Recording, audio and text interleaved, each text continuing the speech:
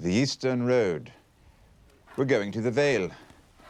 You're taking me to your sisters to answer for my imagined crimes. Tell me, Lady Stark, when was the last time you saw your sister? 5 years ago. She's changed. You might as well kill me here. When Catelyn kidnapped Tyrion, that's like a declaration of war against the richest family in the world. If Tywin Lannister finds out that his youngest son has been brought to the Eyrie and is being held prisoner there are likely to be repercussions. Lysa, you wrote me about the Lannisters, warning me to stay away from them, not to bring one here.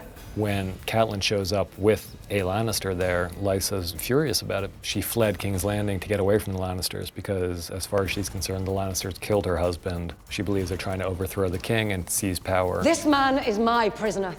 I will not have him harmed. Catelyn and her sister were very close when they grew up together, but Catelyn hasn't seen her sister in a long time. There have been conflicts between the two of them going back to childhood, and now she's a strange woman.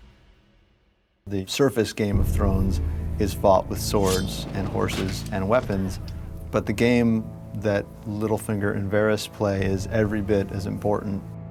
Littlefinger is dangerously charming, but mainly dangerously dangerous. How have you been since we last saw each other? Since you last saw me, or since I last saw you? They are constantly up to something, and you generally don't know half of what they're doing. You know, there are all sorts of conspiracies and wheels within wheels. I distinctly recall seeing you talking to Lord Stark in his chambers. Was that you under the bed? They're obviously antagonists, but they also have a real respect for each other. We're friends, aren't we, Lord Varys? Please. And they're actually up to very different things. Littlefinger is fiercely ambitious, and despite his humble origins, he wants to rise as far as possible. And Varys, on the other hand, despite the fact that he is considered this scheming eunuch, weirdly, he wants what's best for the realm. I want him dead. Mother and child, both. You'll dishonor yourself forever if you do this. Ned is very anti-child murder. He sees Daenerys Targaryen as a child and an innocent. And Robert is very pro whatever needs doing to preserve his supremacy. Do nothing.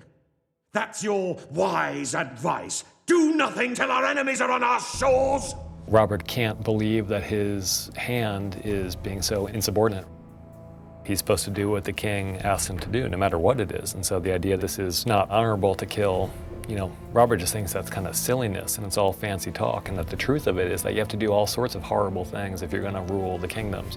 I will have no part in it. And this is the tipping point for Ned. His loyalty to Robert has reached its limit, and he quits.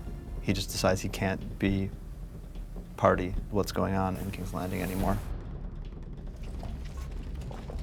Jaime has found out that Catelyn Stark has seized Tyrion Lannister and taken him prisoner. This provocation gives him a justification to attack Ned Stark, which he's been looking for the whole time. If you threaten my lord again... As in, I'm going to open your lord from balls to brains and see what Starks are made of. Ned Stark is a famous warrior, so Jaime sees him as like a natural opponent. He just wants to get him out there on the field so they can test each other's mettle and see who's the better man. You killed me. Your brother's a dead man. It's a little bit like the two gunslingers in a Western who have been circling each other from the beginning of the movie, and you know they're gonna fight at some point. You just don't know how it's gonna turn out. Attacking Ned Stark in the streets of King's Landing is one of the first steps you would take on the road to declaring warfare. When the fight starts to happen, Jaime realizes that when Ned fights a man for real, he fights a man for real, and Jaime starts to realize that his life is in danger here, and it becomes a fight to the death. They're pretty evenly matched, and it's anyone's guess who would have won if the fight hadn't been abruptly terminated.